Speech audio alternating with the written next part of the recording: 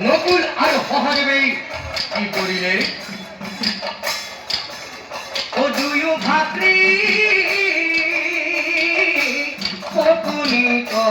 দিৱস কৰিলা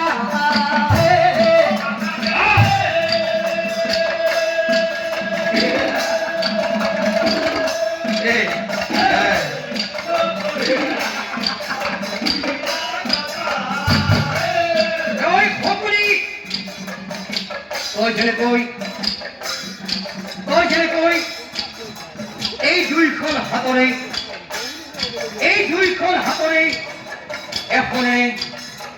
এখনে কুট পাখা খেলিছিলি আৰু এখনে আমার মৰমৰ পুত্ৰ অভিমন্যুক নিধন কৰিছিলি আৰু সেই কাৰণে